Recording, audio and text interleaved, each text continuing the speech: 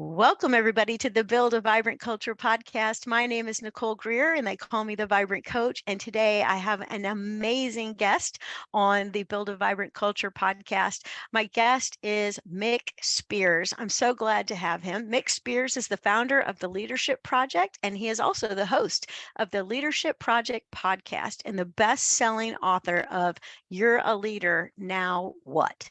And I know you have even had that go through your head, right? He is driven to empower leaders with all of the knowledge and skills they need to create amazing teams and amazing workspaces where people fall back in love with their jobs again. Please welcome to the show, Mick. How are you? I'm great, Nicole, and you are exactly as your label says. You are very vibrant as always. It's wonderful to be on your show. Oh, it's fantastic to have you here. And so let's jump in, because one of the things we talked about is that we want to talk about this book of yours. And of course, everybody, it's available over on the Amazon. And the name of it is You're a Leader, Now What? And the subtitle I love, The Proven Path to High Performance Leadership. So if you want to just get on the path and have great performance in your leadership role, you are in the right place today. Now, in your book, you actually ask in chapter 2, what is a leader? Now, I have been collecting definitions of leadership. So will you talk about your definition of leadership and then what you say in chapter 2 about what a leader really is? Yeah, sure. Yeah, thanks, Nicole. Well, first of all, a leader is someone that is able to inspire people into meaningful action around a worthy cause, right? So it's got some kind of direction. It's that ability to inspire people into action, into doing things because they want to do it, not because they were told to do it, right? So and there's a lot of debate out there around the differences between leadership and management. And the truth is we need both. I'll say that right up front. There is a time and a place for leadership. There's a time and a place for management. And when they're able to come together, it does create something magical. So management is about managing resources. It's about delegating. It's about getting things done, right? And in some degrees, a level of directorial management, right? So telling people, okay, this is what we need to do. This is when we need to do it by. Leadership is about inspiring people to do it because they wanted to do it, because they believed in the mission, because they believed that the world will be a better place at the other end of this journey. They believe that they will be a better person at the other end of this journey. So to me, leadership is all about inspiration. Yeah, that's fantastic. Yeah, and I couldn't agree more. And I'm with you. And I would also maybe, what do you think about this? I'm curious about your opinion because, you're like me, you play with these concepts all day long. So inside of leadership, there's also this idea of like coaching people and mentoring them. How do you see those two kind of hats moving into your definition? Yeah, excellent. So coaching and mentoring, and there's 4 different types of mindsets. We'll just plug into 2 of those. So Okay. a mentoring mindset is a type of bridging mindset. So a bridging mindset is the ability to be able to pass on your experiences to someone else. So someone's going through something, they're having troubles, they're trying to get to a certain destination, and you've been down that path before. And you're able to share your experiences with them and say, well, when I was in that situation, this is what I did and this is what worked for me. So mentoring is about sharing your experiences with someone else and bridging, let's say, a knowledge gap where they don't know what they don't know. Coaching is what we call a heightening mindset. Heightening mindset is all about the individual, and it's drawing out from them what they need and where they need to go. And there's an element of coaching is very much led by the coachee, not the coach. So it's about following a journey of discovery of things that are actually kind of locked inside, might be limiting beliefs holding them back, or whatever the case may be, to get them to go on the journey. So the beauty of a heightening mindset or coaching is that it drives a great deal of ownership, and it puts the coachee into control of their own destiny.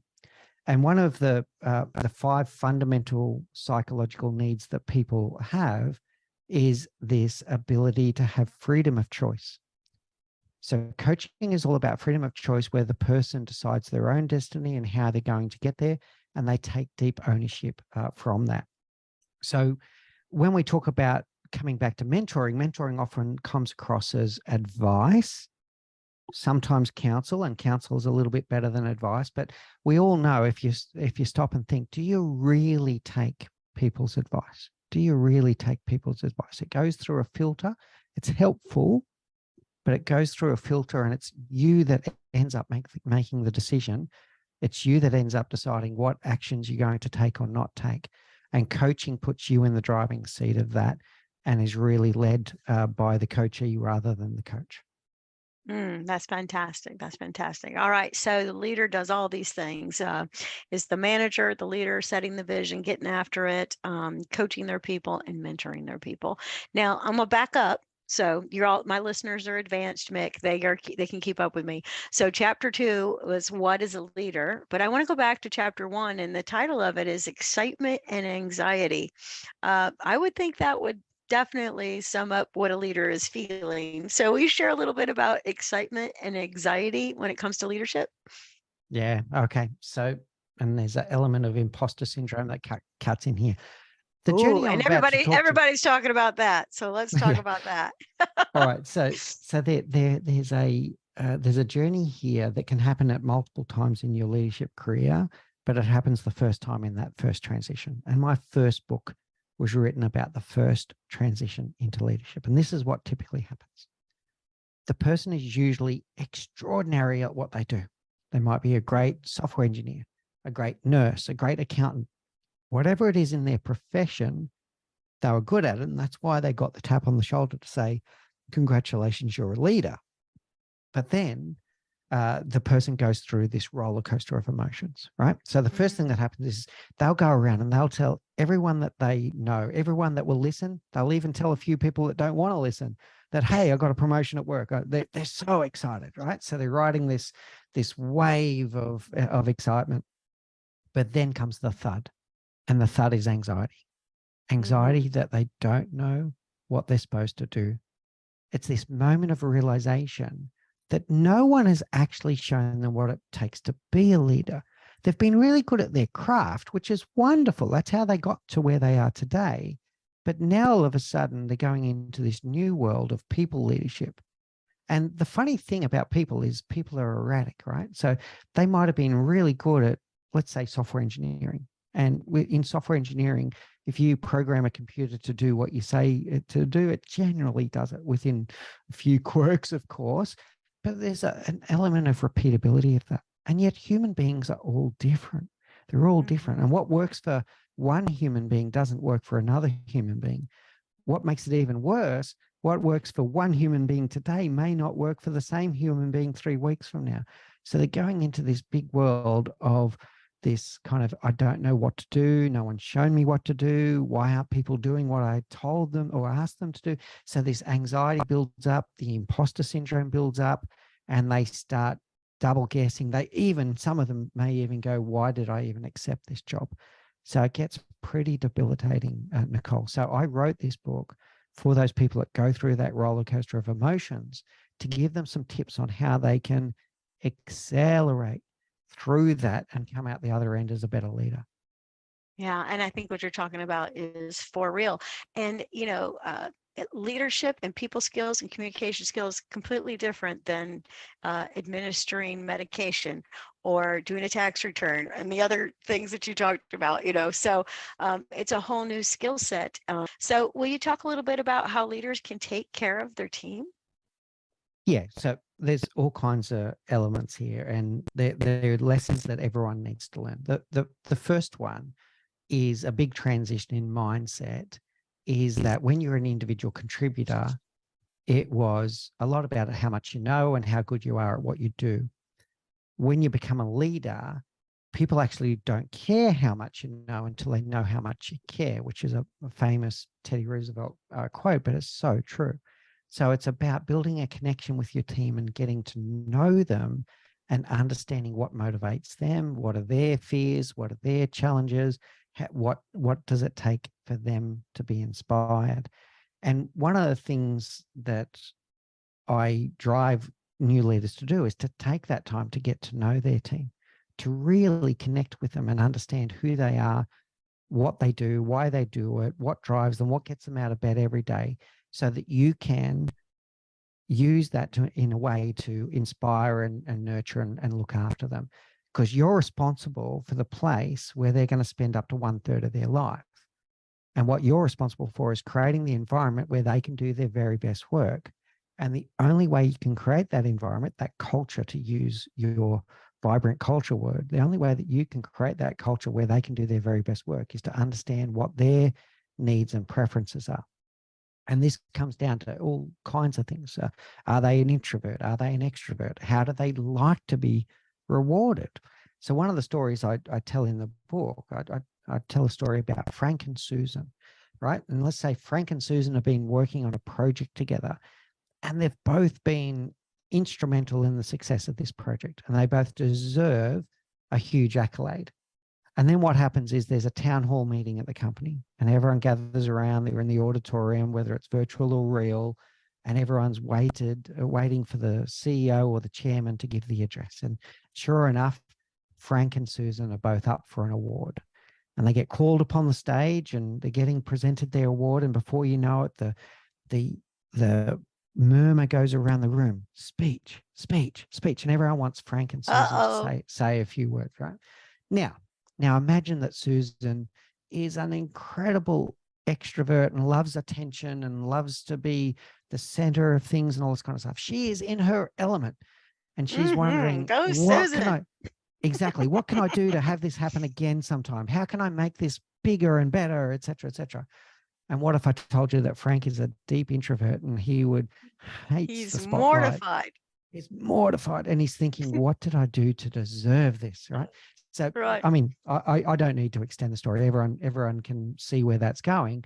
But if you didn't take your time to understand how your team likes to be rewarded, how do they like to receive feedback, what level of direction do they need? Everyone says, they don't like micromanagement, but everyone's definition of micromanagement is different. So what level of direction do you need? Do you just need broad brushstrokes and I give you the target and off you go?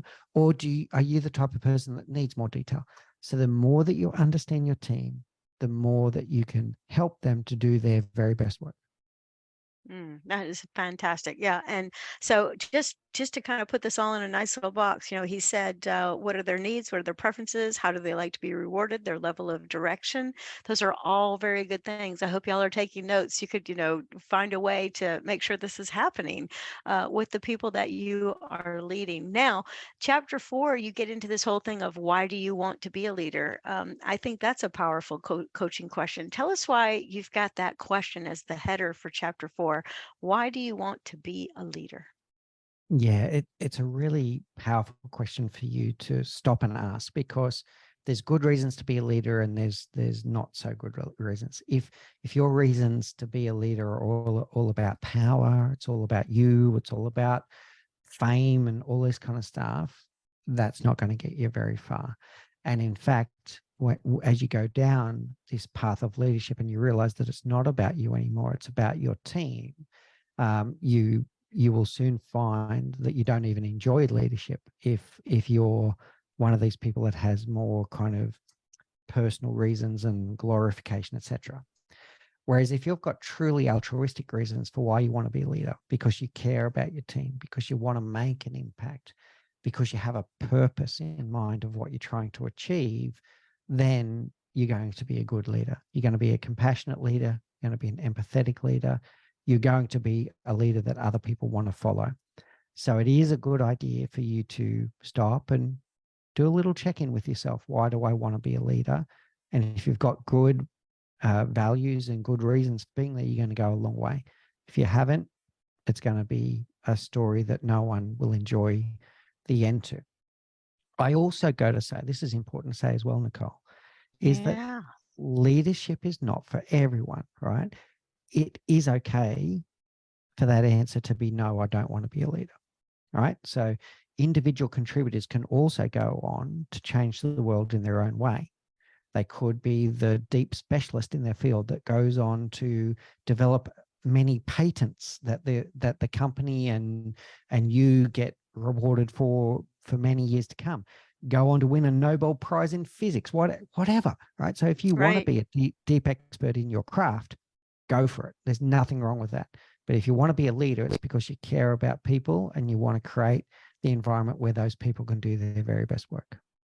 Yeah. And you threw out an SAT word, a really big word. You said to be altruistic. And so what that really means is to be a servant, to serve others. And so it just made me think of servant leadership. So I love what you're saying. Check in why you want to be a leader. Is because you want your name on the front door or on the door? Or is it because you truly want to get in there and help people do their best and make some kind of mission purpose thing happen? So that's fantastic. All right. So you talk a little bit about how people learn and that leaders need to understand how people learn. So that's huge because the leaders are going to impart their wisdom. They're going to make sure they get the proper training that they need. They got to figure out how do people learn. Talk about that. Yeah. Okay. So there's multiple layers to this, Nicole. So bear with me for a little while. There's Yeah. a thing called Glass's pyramid, and interestingly, Glass's pyramid got debunked. Glasser never wrote this thing. It's one of the things he's most famous for. He's got much better work that people don't know about, and yet he didn't actually create this pyramid. But there's a certain truthiness to this pyramid, and when I explain it, people will probably remember it first of all. And if you're honest with yourself, you'll go, "Yeah, it's true," right? So what this comes down to, and thinking about it from a leadership point of view, is that people will remember 10% of what they read. That's pretty hard for me to say as an author, by the way, but people will remember 10% of what they read, 20% of what they hear, 30% of what they read and hear. They'll then remember 50% of what they see in action and talk about, et cetera, or see in action and hear it, and like the multi-visual kind of environment. They'll remember 70% of what they talk about amongst themselves and amongst their peers. So if there's a conversation, if there's a dialogue, they're now going to remember 70% of it. They'll remember 85% if they do it themselves. And they'll remember 95% of it if they're able to master it to the point where they can teach it to someone else. Now, think about that from a leadership point of view. What do we spend a lot of time doing? Spend a lot of time sending people emails, spend a lot of time telling people what to do or trying to teach them what to do, et cetera, et cetera. Yet what we need to do is engage them. We need to engage them and get them to build ownership and put their own fingerprints on what they're doing. So what I'm leading towards here is the idea of asking more questions than you give direction. So Liz Wiseman is really good at this, the Oh my gosh, author I of the love book, her book. Multipliers, Multipliers. right? Oh, I love Right. it. I love it. Right. So you think about the extreme question experiment, and just this is a good takeaway for everyone to think about. Like in the extreme question experiment, the idea is, let's say that you normally go into your meetings and you say, right, team, this is what we've got to do this week. We've got to achieve this, and Sally, I want you to do that, and Prabjot, I want you to do this, and Sukhjit, I want you to do, like you're giving people direction, etc., and all this kind of stuff. What if we flip the script and we did nothing but ask questions? So you go in there and you go, all right, team, what do you think is our number one priority this week? And why is that important? And what positive impact will come if we're able to do that? And what challenges do you think that we'll experience this week? What's going to stop us from getting this done? And what are we going to do about that? And you'd be surprised just how smart your team is, right? So leaders that do this experiment always come back and say, "Oh my God, my team is so incredible!" Like they're so proud of their team when they do this exercise. But the thing is, now the team have got ownership. They've got extreme ownership of the result because it came out of their mouths, not your mouths.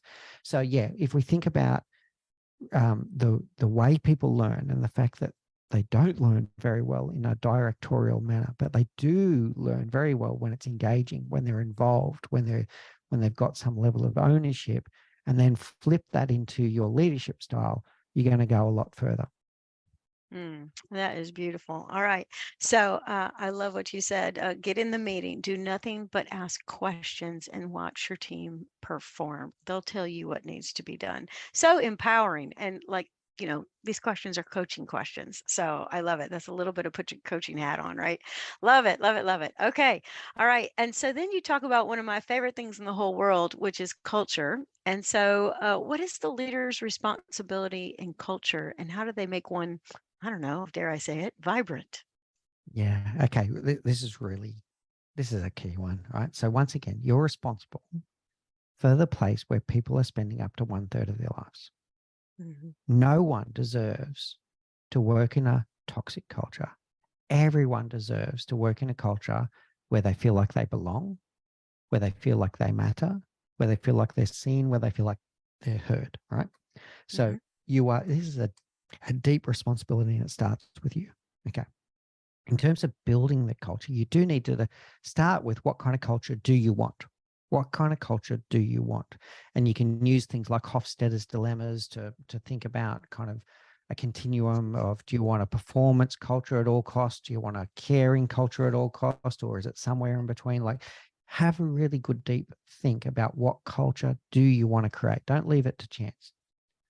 Then from there, what we need to do is, the first thing we do is role model that behavior. So we think about the behaviors that bring that culture to life. And your first job is to role model that behavior. A lot of people say, lead from the front or whatever. That's not what I'm talking about. I'm talking about behaviors. And if you've got behavioral expectations of your team, it starts with you. You role model those behaviors.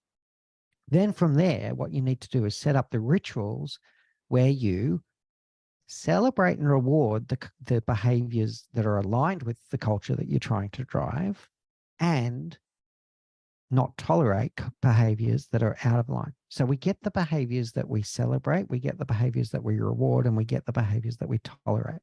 So what does celebrate and reward look like? We were loosely talking about some of these things earlier, but let's talk about speak up culture or psychological safety, right? If you want a speak up culture where everyone feels safe to speak their mind, you need to celebrate and reward every time someone does that.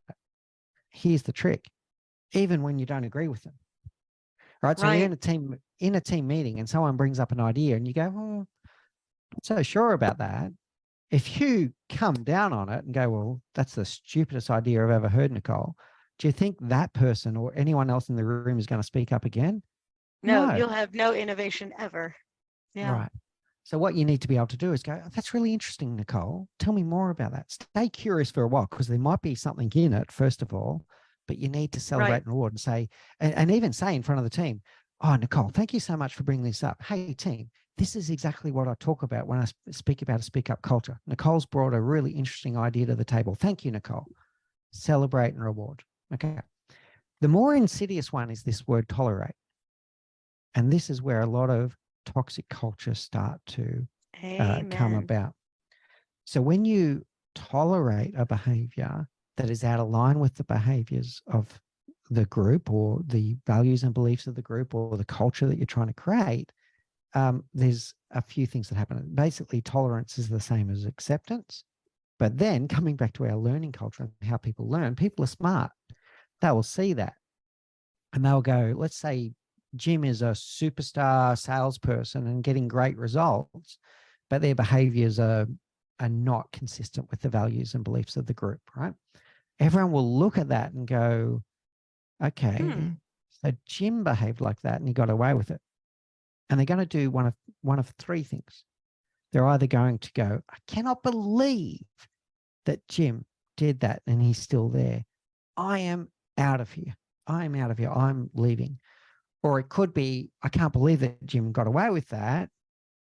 I'm going to quit. I'm going to disengage. I'm going to just go about my job. I'm going to keep my head down, but I'm not going to engage in the workplace anymore. Or the third one, this is where it starts getting a multiplier effect. Well, if Jim got away with it, I can do it too. I can do it too. So we get the behavior we celebrate, we get the behavior we reward, we get the behavior we tolerate. Now, on the tolerate, I'm not talking about instant dismissal. I'm talking about bringing it into line, right? Right, right. Talking A little about coaching, performance right? management. Corrective, Yeah, right, right. coaching. Yeah. Okay. Fantastic. All right. So here's what he said that I wrote down: tolerating things or accepting things. like put it on the wall. That's Mick Spiers. It's awesome. I love that right there. So that's tweetable, folks. Are people still tweeting? I think so. All right, put it on your Instagram. So I love that. Okay, so culture, people spend a third of their life. I'll say it the third time to make sure we drive it home, do a little consolidation, but that is so, so important. They spend all their time with you. You've got to have that altruistic mindset and make it beautiful. You can't tolerate the nonsense from the nonsense people. You got to pull it into line, he said. Okay, all right. So the next thing we've got is all new leaders are going to make mistakes. And I think this is why that imposter syndrome pops up, because everybody's trying to be perfect. But I think what you're trying to say is relax. You're going to make mistakes. That's how it is in this life. So you talk about mistakes all new leaders make. Yeah, sure. And there's a list in the book, and we could go through all of them if you like, but let's just pick a few. So, and Okay. to give everyone a bit of compassion here for a moment, you will Yeah. make mistakes. It's okay. It's okay to Mhm. make mistakes as long as you learn from them. And remember that you've landed in this leadership role, and there's a good chance that no one showed you what it takes to be a leader. And what you start to do is you start mimicking the behavior of leaders before you. And there's a good chance that some of those behaviors were not the best behaviors as a leader. So you start mimicking behaviors before that. If you're honest with yourself, you didn't like those behaviors. And sometimes you start replicating those behaviors yourself just through it's the model that you've seen of what leaders do. Okay, so a little bit of self-compassion as we go into this. But let's go Mhm. through some of them. The first one is always wanting to be the smartest in the room. Okay, and try to Mm. prove you're the smartest in the room. As a leader, you do not need to be the smartest in the room, first of all. And second, every time you're the answer to every question, you're actually robbing other people's voice. You're taking their voice away from them, and you're robbing them of their opportunities to learn and grow, right? So you don't have to be the smartest person in the room. Speaking first, or the opposite of this, is you need to be able to learn to be the last to speak. Now, here's a thing, and we didn't touch on this one before, but there's another type of learning which is called reflective learning, and that's where everyone's looking to the boss or looking to the leader for guidance of what's good and what's bad, etc. So if you go into a meeting and you say, "Right, team, I've got these really great ideas. I think we should do 1, 2, and 3, but I want to hear from you. What do you think?" What do you think they're going to do at that point? They're going to say, well, yeah, no, you're right, 1, 2, and 3. But they've got no ownership now, and you haven't given them the chance to give new ideas and new thoughts, right? So it's about learning to be the last to speak and not being so like this lead from the front. I don't believe in the lead from the front element. It's about drawing out from people. So and we could go on and on with these, Nicole, but a lot of them end up having a lot of this theme of it's not about you anymore. It's about what you can draw out of your team and give them the space where they can do their best work and bring their greatest ideas to the table. Yeah, and somebody's going, now what's the name of this book again? It's called You're a Leader, Now What? It's by Mick Spiers, Spiers. And you can get it, of course, on the Amazon. And if they wanted to get it, they can go to your website as well, right? Tell me your Yeah. website address. Just pop Yeah, that in here real quick. Yeah, it's mickspiers.com. So www.mickspiers.com. And you can find all of our resources there, including the book and the podcast, etc. Okay, yeah, and you'll get chapter 7, all the mistakes leaders make, because everybody's like, I'm going directly to chapter 7. All right, so we're almost at the top of the hour, and you've got many chapters in this book, but the one that I want to kind of touch on is you talked about learning from leaders around you just a moment ago. You can learn the good, the bad, and the ugly. Pay attention, and then you also talked about having empathy for your people and understand where they're coming from. But I think one of the number one things, chapter 12, you talk about emotional intelligence. And so I'm super curious to hear kind of your take on EQ, right? So let's Yeah. hear a little bit about your take on EQ. Okay. All right. So this is huge. First of It's all, huge, people. your EQ will be a greater determinant of your success than anything else. Anything else. As a leader, as a person going about the world, your EQ will be a bigger determinant of your success than anything else. But here's a good thing, is EQ can be taught, can be trained. It's like a muscle, can be built, as opposed to IQ, which relatively stays stable throughout your life. EQ is something that you can work on every day.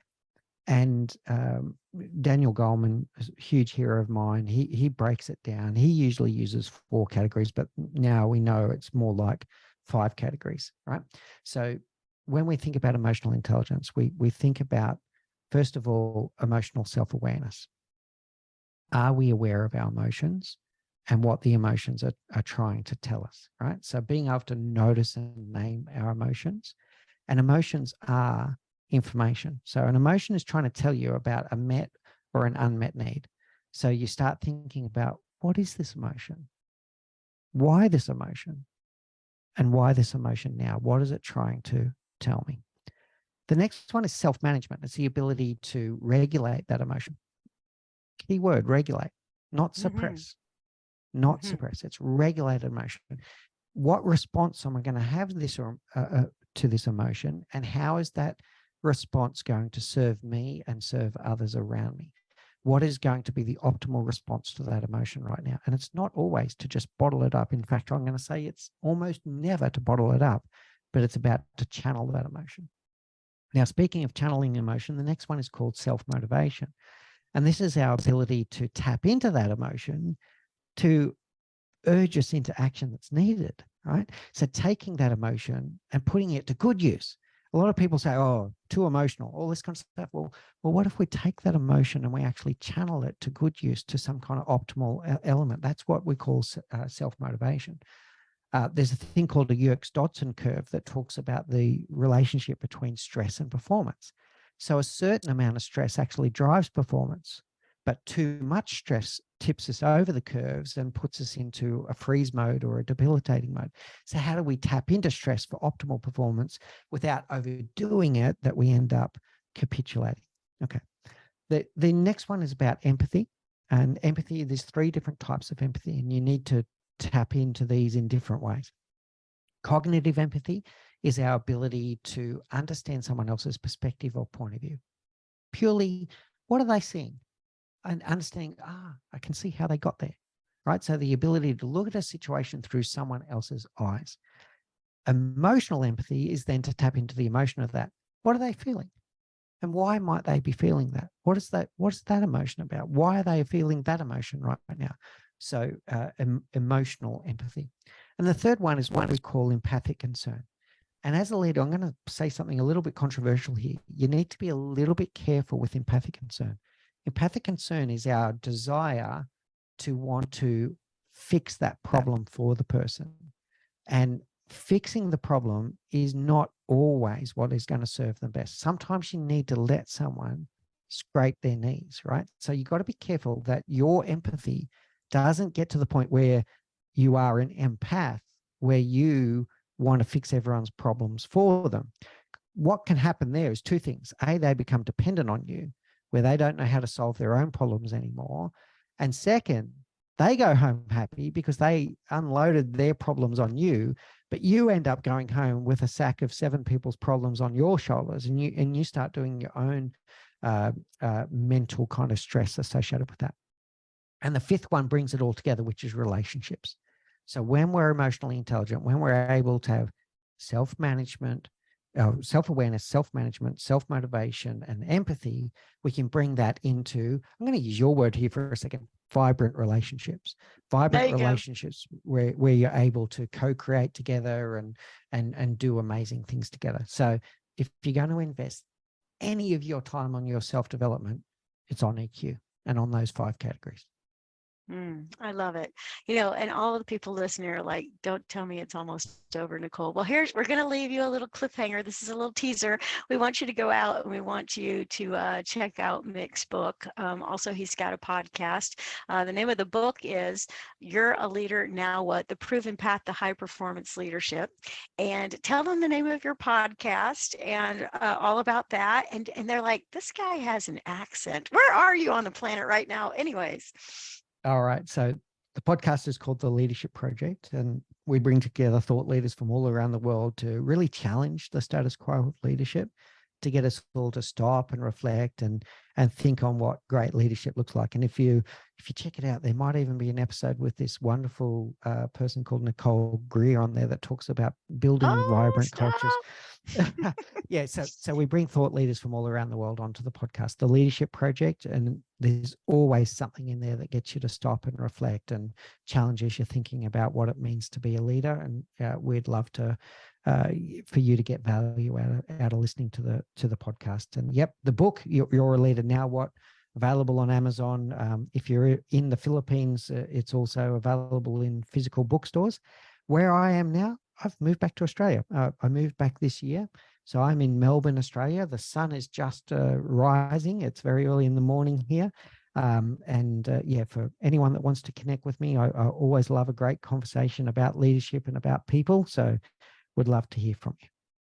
Yeah, and he's over on the LinkedIn as well. Just check him out, MickSpiers. All right, so that is Mick Spiers. All right, so people are like, wait, one more nugget. We want one more juicy, good little tidbit. Don't leave us hanging. One thing for the road. What would you tell us to kind of have us challenged on the way out? Yeah, I'm going to put out the word intentional. Mm-hmm. Leadership is an intentional activity. It's not something that you do as part of your job. It is your job. So think about how you show up intentionally as a leader every day and what your team need from you on that day. So as you go into a meeting, just take a beat every time. Take 5 minutes to stop and go, what am I trying to get out of this meeting today? And what will serve my team best? How do I need to show up? Do they need me to show up as, I need to be inspirational leader today? I need to be curious leader today. I need to be compassionate leader today. So take a beat and always think that leadership is not an accident. It's an intentional activity. How does my team need me to show up today? And think about that for 5 minutes before every meeting that you go into today. There's a bit of homework for you. Beautiful. All right, everybody. This has been the Build a Vibrant Culture podcast. And listen, I know you loved this and you listened all the way to the end. So you do us a hot favor and go down below, click on the fact that you loved it, click a 5-star review, and leave Mick a little love note. Tell him, I loved you having Mick on here. And this is what he said that I thought was genius. All right. And I did circle 2 things that, he said, have a deep think. At one point, he said, "Have a deep think about that." And I thought, "Oh my God, I love that, a deep think." And the other thing he said is, "This has a little truthiness in it."